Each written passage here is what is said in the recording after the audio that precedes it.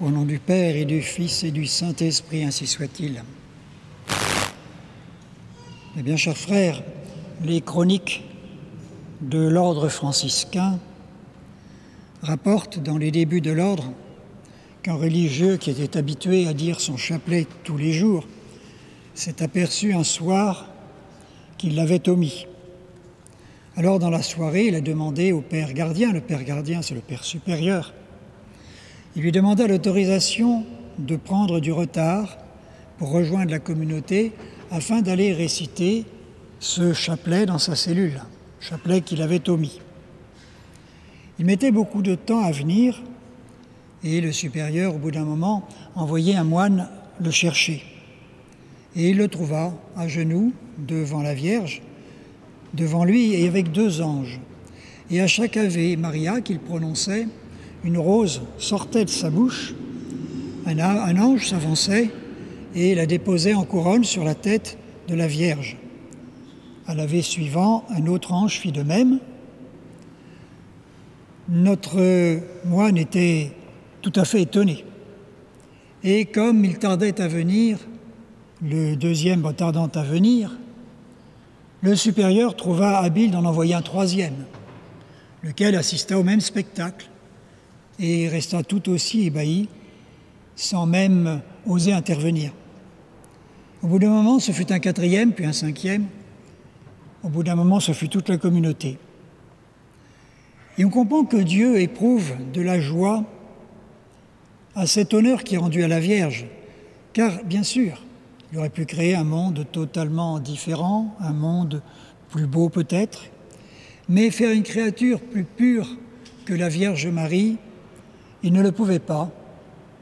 Il ne le pouvait pas car elle est aux confins de la divinité, elle est choisie pour être tabernacle du Dieu très haut, tabernacle de Dieu, et pour recevoir, former en elle-même, celui qui va pénétrer dans la création faite par Dieu, celui qui sera Dieu et homme.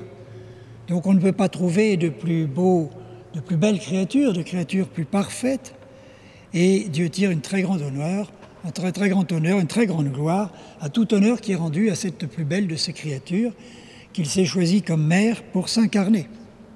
Et il cède à ses prières, il cède à ce qu'elle demande. Il n'est donc pas besoin de démontrer l'importance de dire le chapelet tous les jours, l'importance de porter ses roses sur la tête de la Vierge, de lui apporter un tribut de louange, d'honneur qui, indéfiniment, permettent de rendre gloire à cette plus belle créature du monde et satisfaire le Père éternel, qui est comme attendri devant la Vierge qui s'adresse à lui. Bien entendu, il est important aussi de le dire en famille. Les petits doivent le faire, les grands doivent le faire, tout le monde doit le faire avec cette ténacité. C'est une des plus belles prières de famille et on ne peut pas l'omettre. Comme on ne peut pas omettre la prière du soir, l'examen de conscience, évitons d'omettre dans la famille, bien sûr, ce chapelet qui est tellement important, qui soude, qui est un ferment pour toutes les familles. Et en plus, le chapelet est une école de méditation. Alors, il n'y paraît pas au premier abord, car cet aspect répétitif semble un peu lancinant, semble peut-être nous occuper d'une façon trop matériel, donc étant trop pris dans la matérialité de la prière, il nous semble que l'aspect plus formel, l'aspect plus spirituel est plus absent de notre paysage. Et on trouve bien des gens qui nous disent « Mais oui, mais mon chapelet, il est répétitif, il est mécanique, je ne prie pas. » Si, vous priez.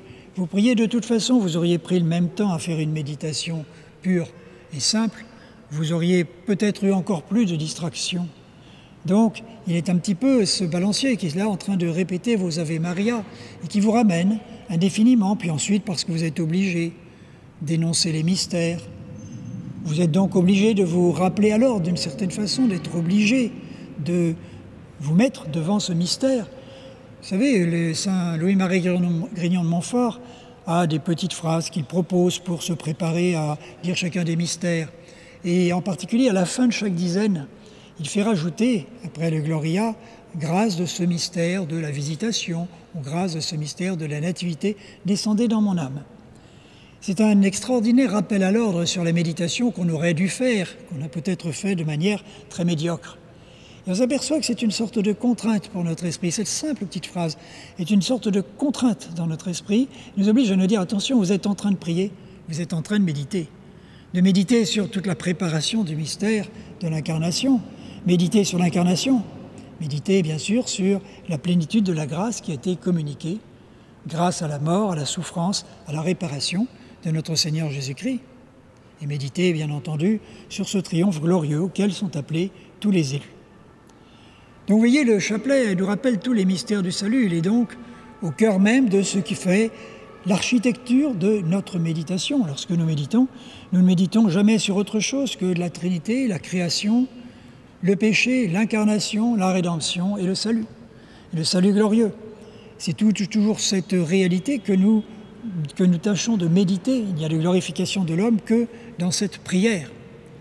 Et la valeur de cette prière se mesure bien sûr à cet amour avec lequel nous le faisons, cette constance avec laquelle nous nous efforçons de présenter à la Vierge, de faire monter vers la Vierge ses Ave Maria et ses roses. C'est en réalité une sorte de prière à laquelle, bien sûr, Lucie de Fatima a dit que la Vierge avait accordé une puissance très singulière en ces derniers temps, en ces temps qui s'approchent, bien entendu, de la période apocalyptique. Et il faut reconnaître que c'est une prière qui a une puissance très singulière pour ce que nous vivons, c'est-à-dire le matérialisme, source d'anarchie. Nous sommes dans une anarchie totale, dans un délire complet du gouvernement, de tout ce qui nous gouverne, quelles que soient les puissances qui convergent pour arriver à induire nos comportements, mais que ça vienne de l'étranger, que ça vienne de chez nous, d'où que ça vienne. Nous sommes comme sous une gouvernance qui n'a ni queue ni tête. Et pourquoi ? Parce qu'on a voulu mettre l'absence de Dieu comme règle, comme dogme, comme laïcisme, et qui dit absence de Dieu, dit matérialisme. Et pour nous faire oublier, on nous jette en pâture du matériel, des choses matérielles. Une des premières, et la première victoire recensée comme étant spécifiquement du rosaire, je ne parle pas victoire de la Vierge, il y en a bien d'autres, mais historiquement on s'accorde à penser qu'on la doit à Saint-Dominique dans cette victoire des Murets, deux Murets, de la ville de Muret à côté de Toulouse. C'était en septembre, le 12 septembre 1213. Et en réalité, c'était contre les albigeois. Qu'est-ce que les albigeois ? C'était un matérialisme anarchique. C'était, de la même façon, des gens qui ne s'intéressaient qu'à la matière, qui avaient opposé la matière à l'esprit, et qui donnaient tout droit à la matière au point de créer un désordre social, destruction du mariage, destruction de la propriété, destruction de l'ordre naturel. On était dans un matérialisme anarchique. Et à ce moment-là, cette victoire a été donnée en ayant révélé à Saint-Dominique la puissance du chapelet. Elle a été donnée, c'était ces 80 hommes qui étaient enfermés dans ce château de Muret et qui attendaient les secours de Simon de Montfort, qui devait arriver avec 800 cavaliers et qui traînaient. Et l'évêque d'Orléans, l'évêque d'Auxerre avaient aussi levé des troupes pour aider Simon de Montfort, car le roi de France, lui, et Philippe II, comme il était aux prises avec l'Angleterre, il n'avait pas de troupes à donner. Et Saint-Dominique était en prière. Et le comte de Toulouse et le comte de Foix, qui étaient plus puissants au point de vue des armes, plus puissants par le nombre de leurs troupes, décidèrent, pour être sûrs d'écraser ce petit noyau de catholiques fervents à la couronne de France et au catholicisme, ils attendaient du renfort et ils espéraient, et ils ont eu, entre 20 000 et 30 000 hommes, car Pierre II, roi d'Aragon, était présent. Ce qui est d'ailleurs un scandale, parce que Pierre II, quelques mois avant, avait obtenu du ciel une des grandes victoires qui est très connue, c'est la victoire de Las Navas de Tolosa, qui était en fait un des grands retournements, une des dates clés, phares de toute la Reconquista. C'est donc un moment où, je dirais, le vent a tourné en Espagne grâce à cette victoire que la Vierge a accordée à Pierre II d'Aragon. Et le voilà brusquement changé de camp pour des avantages matériels multiples, et le voilà venir au secours de ces hérétiques. Et tandis que Saint-Dominique priait le rosaire dans l'église de la ville avec le clergé et le peuple, la bataille s'est engagée, ce fameux 12 septembre, et protégés par la Mère de Dieu, les 1500 chevaliers catholiques réussirent à défaire les 20 000 albigeois qui étaient en face d'eux. Et on dit que du côté catholique, il n'y a eu que 8 morts, ce qui était terriblement peu quand on considère cette bataille qui a lieu et le nombre de morts qu'il y a eu de l'autre côté. Voilà pourquoi il faut prendre au sérieux cette arme qui nous est donnée, il faut la prendre au sérieux. Il est étonnant que des personnes âgées même ne prennent pas au sérieux ce paratonnerre spirituel qu'on nous a donné, qui est capable de retourner les situations, qui est capable de lutter contre ce matérialisme anarchique. Et on voit des personnes qui disent qu'ils sont trop âgés, qu'elles n'ont pas le temps. Mais quel est leur rôle avant tout, si ce n'est d'être le paratonnerre? Et les familles, pourquoi ne font-elles pas prier les enfants qui, par la fraîcheur de leur âme, leur donnent cette puissance d'être un paratonnerre face à Dieu? Alors prenons l'habitude d'utiliser ce moyen facile, puissant, faisons-en notre devoir, et quand Dieu nous en laisse la possibilité et le temps, pourquoi même ne pas aller jusqu'à dire notre rosaire quotidien, plus encore que le chapelet, pour être sûr d'accorder à la Vierge Marie la victoire à laquelle elle a le droit sur l'antique serpent et sur les désordres du monde.